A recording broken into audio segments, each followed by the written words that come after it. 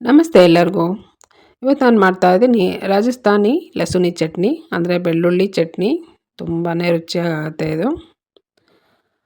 ಬೆಳ್ಳುಳ್ಳಿ ಚಟ್ನಿ ಮಾಡೋದಕ್ಕೆ ನಾನು ಒಂದು 4-5 ಗಡ್ಡೆ ಬೆಳ್ಳುಳ್ಳಿ ಬಿಡಿಸಿಟ್ಕೊಂಡಿದ್ದೀನಿ.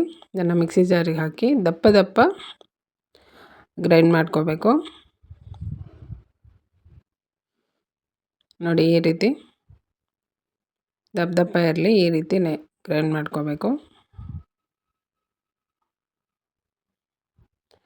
ಈಗ ಒಂದು ಪ್ಯಾನಲ್ಲಿ ಎಣ್ಣೆ ಹಾಕಿದ್ದೀನಿ. ಮಾಮೂಲಿಯಾಗಿ ಅಡುಗೆ ನೀವು ಯಾವುದು ಅಡುಗೆಗೆ ಎಣ್ಣೆ ಯೂಸ್ ಮಾಡ್ತೀರೋ ಅದನ್ನು ಹಾಕಿ, ಅದ್ರ ಜೊತೆಗೆ ಸ್ವಲ್ಪ ಎಳ್ಳೆಣ್ಣೆ ನಾನು ಹಾಕಿದ್ದೀನಿ. ಎಳ್ಳೆಣ್ಣೆ ತುಂಬ ರುಚಿಯಾಗುತ್ತೆ ಎಳ್ಳೆಣ್ಣೆ ಹಾಕೋದ್ರಿಂದ. ಎಣ್ಣೆ ಬಿಸಿ ಆದಮೇಲೆ ಸ್ವಲ್ಪ ಸಾಸಿವೆ ಮತ್ತು ಸ್ವಲ್ಪ ಜೀರಿಗೆ ಹಾಕಿದ್ದೀನಿ. ಮತ್ತು ರುಬ್ಕೊಂಡಿರೋಂಥ ಬೆಳ್ಳುಳ್ಳಿ ಹಾಕ್ತಾಯಿದ್ದೀನಿ. ಬೆಳ್ಳುಳ್ಳಿನ ಸ್ವಲ್ಪ ಫ್ರೈ ಮಾಡಿಕೊಂಡು, ಸ್ವಲ್ಪ ಫ್ರೈ ಮಾಡಿಕೊಂಡ್ರೆ ಸಾಕು. ಈಗ ಇದಕ್ಕೆ ರುಚಿಗೆ ತಕ್ಕಷ್ಟು ಉಪ್ಪು ಮತ್ತು ಖಾರದ ಪುಡಿ, ಅರಿಶಿನ ಪುಡಿ ಮತ್ತು ಸ್ವಲ್ಪ ಧನಿಯಾ ಪುಡಿ ಕೂಡ ಹಾಕ್ಕೋಬೇಕು. ಖಾರದ ಪುಡಿಯಲ್ಲಿ ಧನಿಯಾ ಮಿಕ್ಸ್ ಇದೆ ನನಗೆ, ಹಾಗಾಗಿ ನಾನು ಸಪ್ರೇಟಾಗಿ ಧನಿಯಾ ಪುಡಿ ಹಾಕ್ತಾಯಿಲ್ಲ. ನೀವು ಧನಿಯಾ ಪುಡಿ ಸ್ವಲ್ಪ ಹಾಕ್ಕೊಳ್ಳಿ.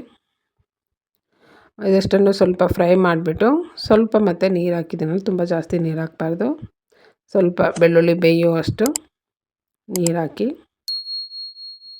ಮುಚ್ಚಳ ಮುಚ್ಚಿಬಿಡ್ತೀನಿ. ಒಂದು 2 ನಿಮಿಷ ಸಾಕು ಅಷ್ಟೇ.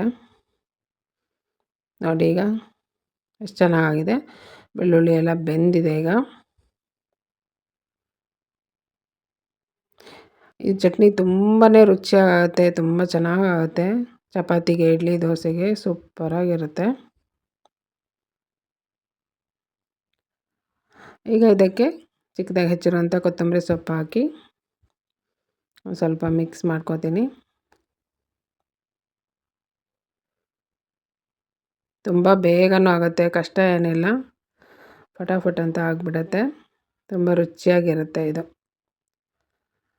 ಈಗ ಇಷ್ಟಾದಮೇಲೆ ಸ್ಟವ್ನ ಆಫ್ ಮಾಡಿ ಕೊನೆಯಲ್ಲಿ ನಿಂಬೆ ರಸ ಹಾಕಬೇಕು. ನಿಂಬೆ ರಸ ಹಾಕಿ ಮಿಕ್ಸ್ ಮಾಡಿದ್ರೆ ರಾಜಸ್ಥಾನಿ ಲಸುನಿ ಚಟ್ನಿ ರೆಡಿಯಾಗತ್ತೆ.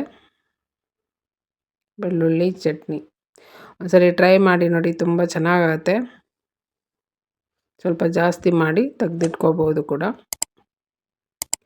ನನ್ನ ವಿಡಿಯೋ ಇಷ್ಟ ಆದರೆ ಲೈಕ್ ಮಾಡಿ, ಶೇರ್ ಮಾಡಿ, ಸಬ್ಸ್ಕ್ರೈಬ್ ಮಾಡಿ. Thank you.